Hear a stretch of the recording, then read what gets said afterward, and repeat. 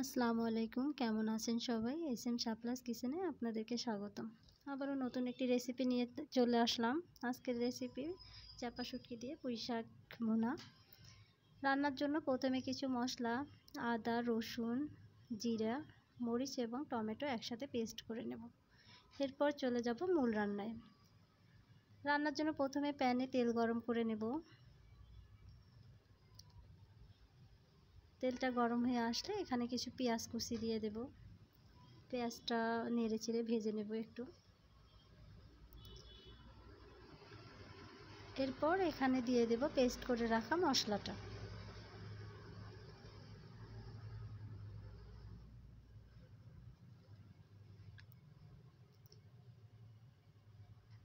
এরপর এর মধ্যে দিয়ে দেব স্বাদ মতো লবণ, হলুদ গুঁড়া, মরিচের গুঁড়া দিয়ে মশলাটা 2-3 মিনিট কষিয়ে নেব।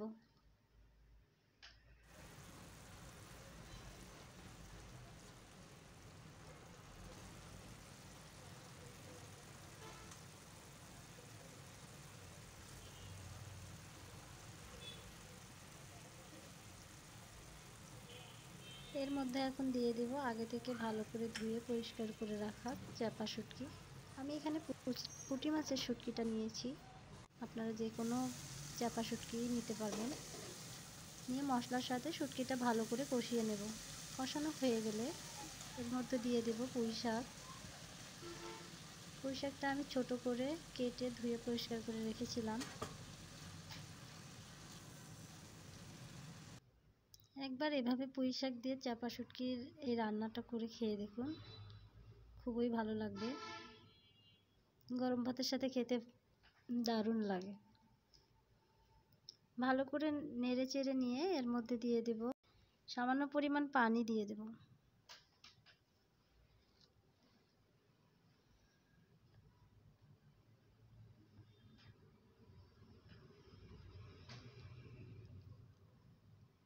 ঢাকনা দিয়ে রান্না করব 3-4 মিনিট।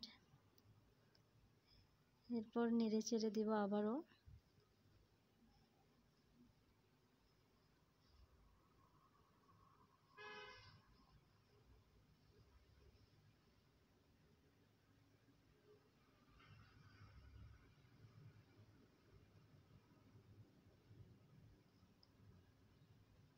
পানি অনেকটাই শুকিয়ে আসছে প্রায়।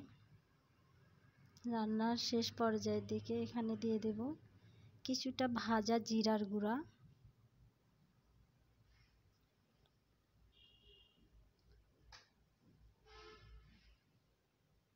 জিরার গুঁড়া দিয়ে আবারও 2 মিনিট রান্না করে নেব।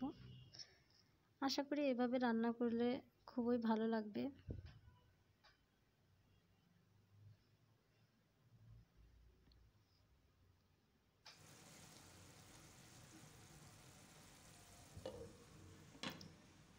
গরম ভাতের সাথে এরকম একটা রেসিপি থাকলে মাছ মাংসের দরকার হবে না, নিমিষেই 1 প্লেট ভাত শেষ হয়ে যাবে।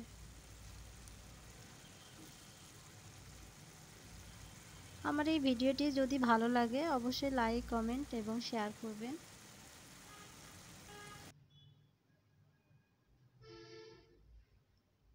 ভিডিওটি কে কোথায় থেকে দেখছেন কমেন্ট করে জানাবেন।